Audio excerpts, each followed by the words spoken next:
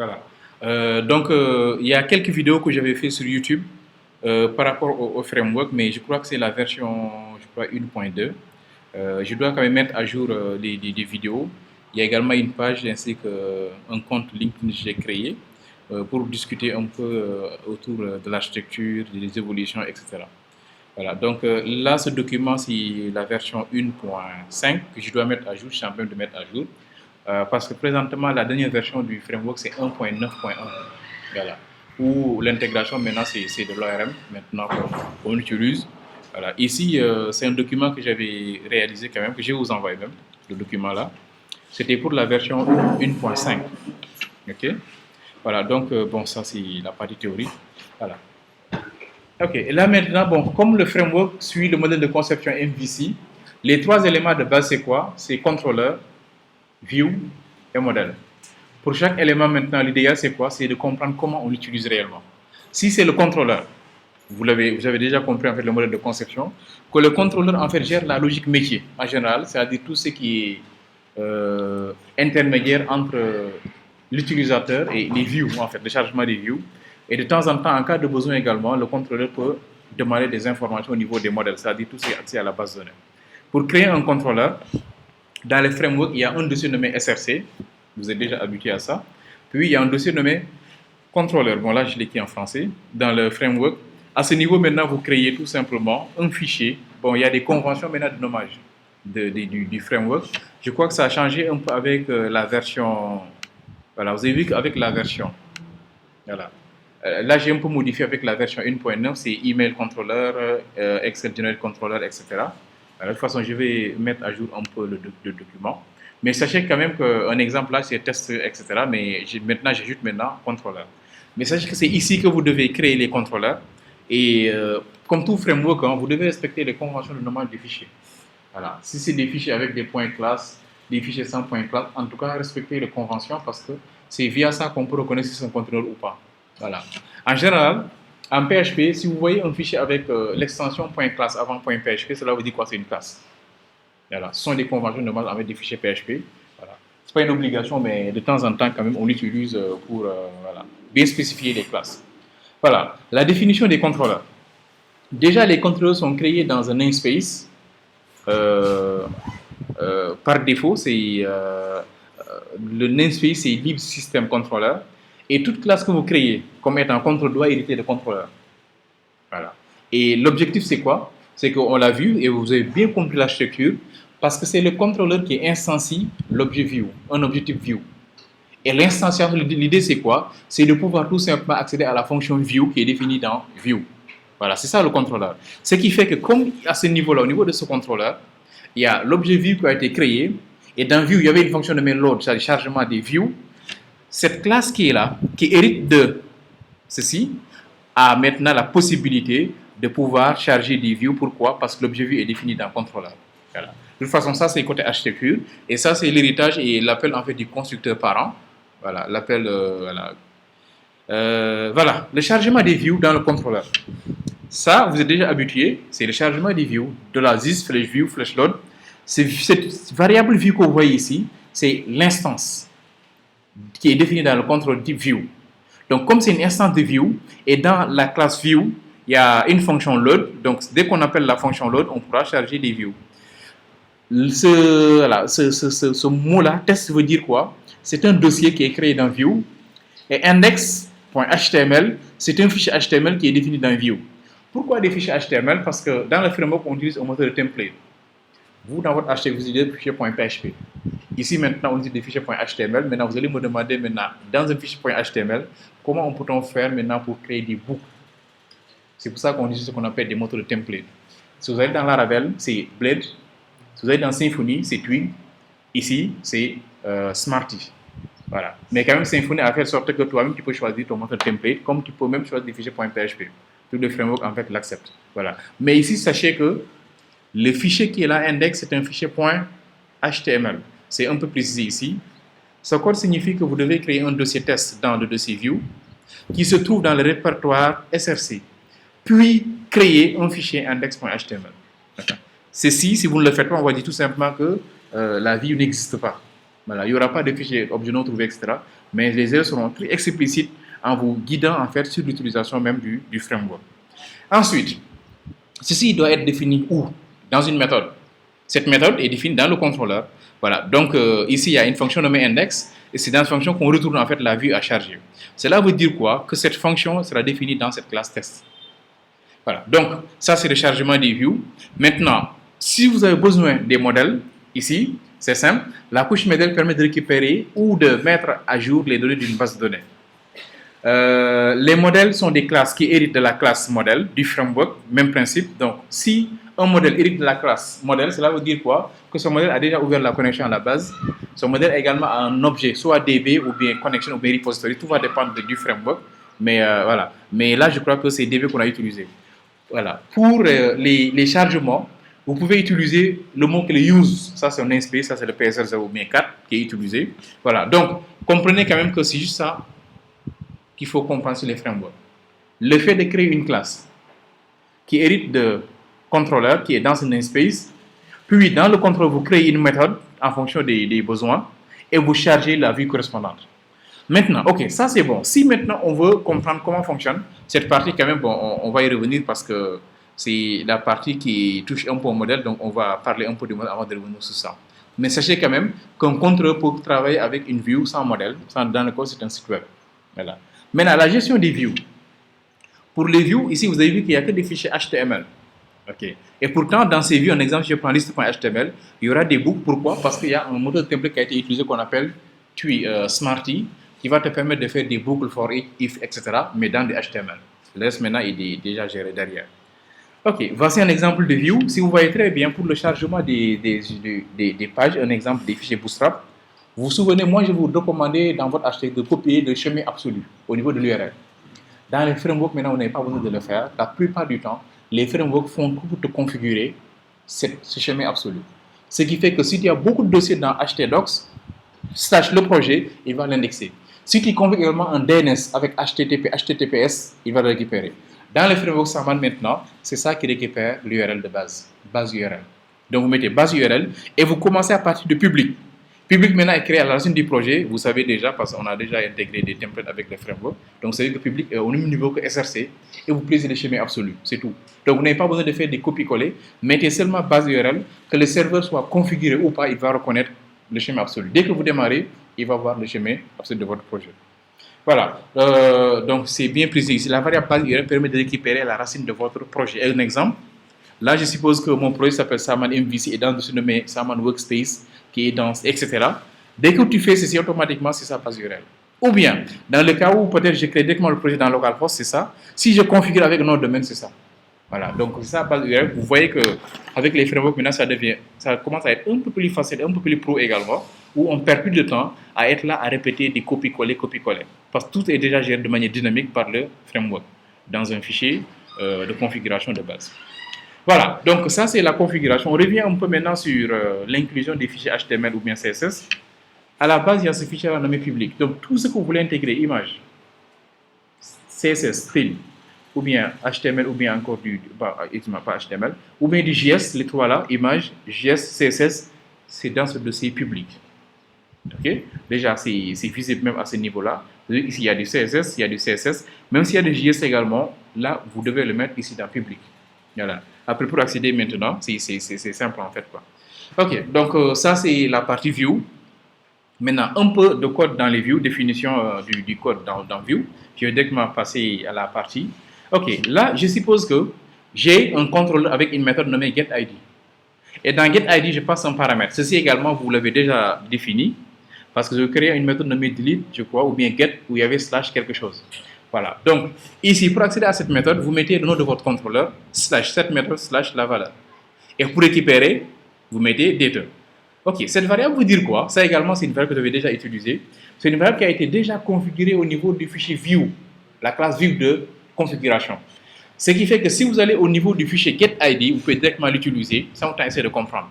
Ok, donc si on passe maintenant dt ici, c'est la variable là qui est mise dans les paramètres qui sont exploités. C'est pour ça que je l'ai mis en majuscule pour que ça soit visible. Et regardez très bien l'utilisation, c'est bien écrit ici, $ID avec accolade. Ça, c'est c'est une recommandation ou bien c'est imposé par Smarty. Si une variable passe du contrôleur vers la view pour récupérer la variable, vous mettez $, comme si c'était en PHP, mais ajoutez accolade, sinon il ne va pas reconnaître. Voilà, donc c'est ça. Si c'est une boucle également, toujours, quelle que soit la variable, il faut toujours ajouter ça. Voilà. Vous allez voir qu'en Angular également, c'est le même principe, c'est deux accolades. Voilà. La plupart des frameworks JS quand même utilisent deux accolades, mais je crois la plupart des frameworks PHP utilisent l'accolade singleton en fait. Quoi. Voilà, donc ça c'est l'utilisation d'une variable qui passe du contrôleur vers la view pour récupérer cette variable. Surtout, vous ne touchez pas la variable dt, utilisez directement cette variable. Même si c'était un tableau, vous allez directement manipuler le tableau avec une boucle, etc. Voilà. On fait une requête SQL de passer un tableau ici et récupérer de l'autre côté. Ok, maintenant, là on va passer maintenant, on a vu un peu les contrôles, on a vu les vues, chargement des views, passage de valeurs. Maintenant, ce qui reste maintenant, là maintenant j'ai vu tout simplement, à chaque fois ça c'est simplement, c'est très simple même. Voilà. Donc maintenant ici on va voir maintenant comment exploiter maintenant les URL. Ce qu'on appelle les URL patterns, les modèles d'URL. Ces modèles de conception MVC, c'est toujours le nom du contrôleur, slash le nom de la méthode dans ce contrôleur, si la méthode ne reçoit pas de paramètres. Si cette méthode reçoit des paramètres, c'est le nom du contrôleur, slash la méthode, slash le paramètre. Si maintenant vous devez créer une fonction avec plusieurs paramètres, ne vous en faites pas, créez des variables en get. Ne créez pas une fonction avec 1000 paramètres ou bien 2 paramètres. Dès que c'est plus d'un paramètre, automatiquement ajoutez point d'interrogation, V1 égale, est commercial, V2 égale, est commercial, V3 égale, etc. Et voilà, vous récupérez maintenant dans la méthode sans problème en get, parce que n'oubliez pas que vous êtes toujours dans PHP. Même si c'est un framework, sachez que les frameworks, tout ce qu'ils font, ils permettent tout simplement de rendre le PHP, je peux dire comme ça, un peu plus facile, un peu plus structuré, organisé. Mais c'est toujours du PHP. La difficulté côté organisation, c'est déjà géré par un développeur, mais sachez que ce soit Symfony, Laravel, c'est juste du PHP. Vous pouvez utiliser du PHP natif dedans, sans problème, ça sera interprété, parce que les frameworks, c'est du PHP même. Donc, ce que vous avez eu comme compétence en get, en post, en head, etc., c'est toujours voilà. Maintenant, c'est normal qu'on t'impose une manière de faire, mais sachez que dans cette manière de faire, si tu as la logique de PHP, n'hésite pas à l'utiliser sans problème, ça va marcher. Voilà. Voilà. Des échos dans les contrôles, etc., des var dump, etc. Et c'est tout ce que vous voulez, ça va marcher sans problème parce que c'est juste un framework en fait. C'est un cadre de travail, mais n'empêche, ça se base sur une technologie, un langage de programmation. Voilà. Et vous pouvez utiliser en fait la partie native. Voilà. Donc ici, vous avez vu que la fonction getID qui est là reçoit un paramètre. Donc pour accéder à ça, vous mettez le nom du contrôleur, slash la méthode, slash ça. C'est ça qu'on appelle des modèles d'URL pattern. Et là, c'est bien expliqué, test slash getID. C'est-à-dire, le nom du contrôleur test, puis la méthode ID est d'une valeur 1. Dans le cas où la méthode en reçoit, ça reçoit un paramètre en fait quoi. Vous pouvez jeter un coup d'œil dans le code voilà, plus haut, c'est-à-dire ce code en fait quoi. Voilà. Donc c'est ça qu'on appelle l'URL pattern. Si vous le faites et vous testez ceci en principe, comme ici on a dit quoi comme valeur d'identifiant renvoyé et ID. Donc en principe si on met ici 1, c'est 1 qui doit être affiché à ce niveau-là.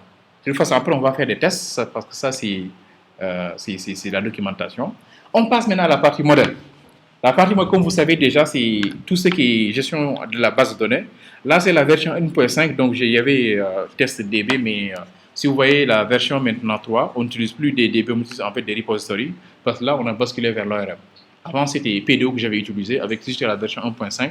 Mais à partir de la version 1.5, maintenant, c'est de l'ORM qu'on utilise. Voilà. Il y a même en fait un serveur qui a été intégré dedans, que vous pouvez utiliser également pour démarrer, ce qui fait que vous n'avez plus pas besoin obligatoirement d'installer un WAMP ou bien un XAMPP. Vous démarrez sans WAMP, sans XAMPP, ça va marcher. Mais quand même, il faut installer à côté votre MySQL pour accéder à la base de données. Voilà. Donc, pour la partie modèle, même principe, on a dit définition du modèle, héritage. Tous les modèles que vous devez créer doivent hériter de modèles. L'idée, c'est quoi? C'est de pouvoir tout simplement ouvrir la connexion à la base. Parce que vous savez déjà, si une classe hérite une classe A hérite d'une classe B, par défaut, on récupère toutes les méthodes qui sont définies en public, déjà. On récupère également les valeurs qui sont définies en public ou bien en protégé. On récupère les constructeurs par défaut, mais également, il est possible d'appeler à nouveau ces valeurs avec $this, si vous en avez besoin, ou bien PHP parent, 2.2 et le nom de la méthode, dans le cas où vous avez besoin d'expliquer de manière explicite. Voilà. Voici un exemple de classe modèle. Là, c'est appelé testDB. Maintenant, pour la nouvelle version, maintenant, ce n'est plus testDB, mais c'est test repository. C'est comme ça que je l'ai appelé, en fait, test repository, qui hérite aussi de modèle. Voilà. Ce qui fait que le code de modèle de cette version est un peu différent de l'autre. L'autre, c'était du PDO et là, c'est la version avec de l'ORM en fait, quoi. Voilà. Donc, si vous définissez ceci, on va demander d'importer de namespace de modèle, c'est dans libsystem et vous définissez également un namespace pour votre modèle. Ça, c'est dès que vous faites ceci, automatiquement la connexion à la base est faite. Et après, maintenant, vous commencez vos éléments. Alors, si ceci est fait, là maintenant, ce que j'ai fait, c'est l'appel de ce modèle dans un contrôleur. Parce que si vous créez un contrôleur, on l'a vu, je l'ai expliqué tout à l'heure avec le modèle MVC, c'est que ce modèle est fait pour être utilisé dans un contrôleur. Pourquoi? Parce que le contrôleur est l'intermédiaire entre les modèles et les views. Donc, ici, au niveau du contrôleur, je peux maintenant, comme ceci est déjà défini, je peux dire quoi? Use SRC modèle testDB. Et en local maintenant à l'intérieur, je peux l'exploiter. Mais avant cela, de la sys/db signifie quoi? Que c'est comme si j'avais défini une fonction getConnection dit quoi? $db égale getConnection, un require11. Cela veut dire quoi? GetConnection est une fonction qui permet d'ouvrir la connexion à la base, que ce soit PDO ou bien ORM. Si c'est PDO, c'est un objectif PDO. Si c'est l'ORM, maintenant, ce sera un entity manager, un gestionnaire d'entité. Ici, comme c'est une version, en fait, c'est un objectif ORM, PDO. C'est pour ça qu'ici, vous avez vu que c'est des $db, fresh query avec des fetch, etc. Par contre, si c'est maintenant la version, cette version-là, test repository, ça, c'est entity manager, DB. Comme c'est un entity manager, j'ai fait tout fait maintenant pour garder les mêmes variables, ce qui fait que tout ce qui change, c'est les fonctions appelées. Si c'était PDO, on allait mettre quoi ici? Query. Si c'était MySQL, on allait mettre quoi? MySQL query, mais là, il n'y a pas de MySQL, il y a seulement des PDO et de l'ORM en fait, quoi. Un exemple, là, ça c'est pour la récupération d'un objet, c'est get repository test. Ceci c'est l'entité. .find ID, c'est une manière de faire. Ou encore, si vous voulez insérer DB persiste. Ça également, je crois que vous êtes déjà habitué à ça parce que vous avez créé votre ORM, vous avez testé l'ORM, doctrine, ça fonctionne comme ça. Ça, c'est pour l'insertion dans la base.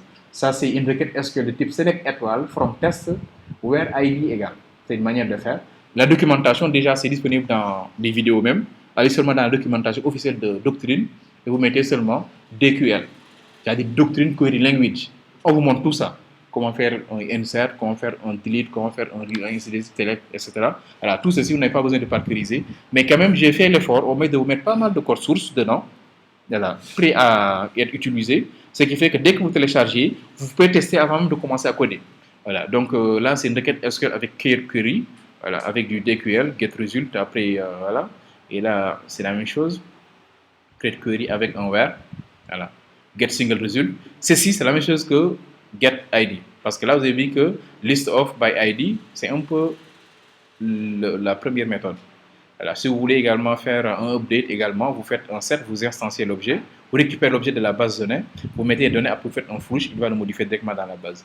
Voilà, donc si je reviens maintenant au niveau de la présentation, c'est pour basculer un peu vers l'autre, parce que ça, c'est la version 1.5. Voilà, donc c'est ça. Ok, un exemple. Là, je suis au niveau du contrôleur et je veux utiliser une méthode qui est définie dans le modèle. Donc, vous avez vu que là, j'ai défini une variable test qui va récupérer l'objet test. Dès que je récupère, je vais la mener au niveau de get pour afficher les données. Maintenant, si je vais au niveau de get, je dois exploiter la variable test. Je répète encore, la variable data qui est définie ici ne sera pas exploitée. Il va automatiquement faire parce que si vous regardez le code source, c'est écrit d'abord extract. La fonction extract permet d'exploiter les données qui sont définies à l'intérieur d'un array. Donc, le nom du array est omis en fait. Donc, si on entre maintenant dans get, c'est test qu'on va utiliser. Donc, apparemment, ça doit être, voilà, ça c'est pour la configuration. Oui, ça c'est tous les fichiers de configuration. Bon. Ok. Voilà. Donc, ça c'est l'ID aussi. Voilà. Ça c'est une classe complète en fait. Ça c'est un exemple complet quoi. Ou voilà, un exemple concret avec déjà la classe test qu'on a définie ici, son contrôleur. L'exemple des données du contrôleur. Après ceci, voilà, tout ça sont les données du contrôleur, delete, etc. Voilà, voici le HTML. Avec la fonction add, où vous allez définir un petit formulaire. Et au niveau du formulaire, ce qui m'intéresse surtout, c'est la balise form. Action égale, vous avez vu qu'ici, l'URL, c'est quoi? C'est base URL test/add. C'est-à-dire, quand je clique sur le bouton valider, j'envoie les données au niveau de. Ça, c'est pour vérifier maintenant si il y a données ajoutées ou pas, avec OK. OK également doit venir toujours de form. Ok, ensuite, ça c'est liste. Voilà, liste également, ça m'intéresse pour vous montrer un peu comment on fait des boucles.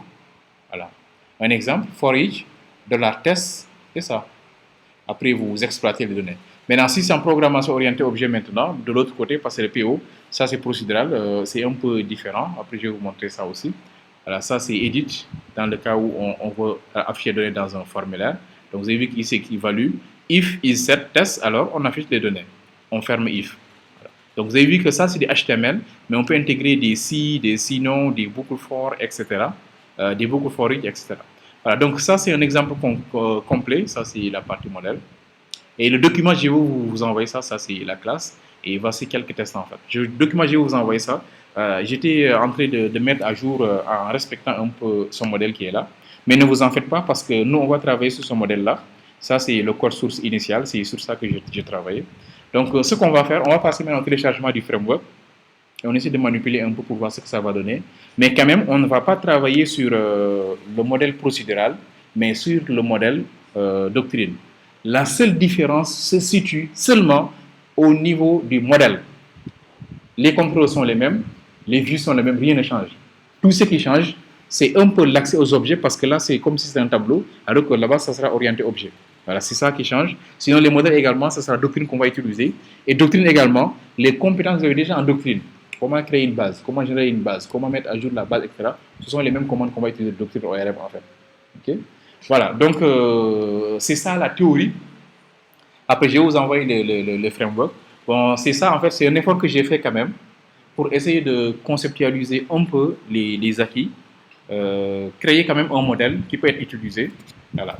Et bon, maintenant, vous avez fait l'effort également de reproduire la même chose, donc je pense que là, en tout cas, les bases sont là pour comprendre. Dès qu'on travaille, vous allez comprendre comment ça fonctionne en fait. Quoi. Parce que vous, là, on vous attend, c'est seulement utilisation. Voilà, utilisation seulement. Donc, c'est pas trop compliqué en fait. Quoi. Et tous les frameworks, c'est ça qu'on attend de vous, utilisation. Voilà. Mais c'est mieux quand même, parce que vous êtes en cycle d'ingénieur quand même, c'est mieux de comprendre ce que j'utilise, ça vient d'où. Voilà, et on peut vivre un peu la difficulté de réalisation même. Il faut savoir que celui qui la réalise également a souffert à ta place, pour mettre en place même ce framework-là. Félicitations. Ouais, ouais. Voilà, donc c'est ça l'idée quand même. Donc je vais arrêter la vidéo, après on télécharge ensemble et on essaie de travailler un peu sur ça. On va commencer par beaucoup travailler avec les contrôleurs et les modèles, avec un peu Smarty. Après on intègre maintenant le RM et vite fait on peut développer quelque chose de concret. Quoi. Voilà.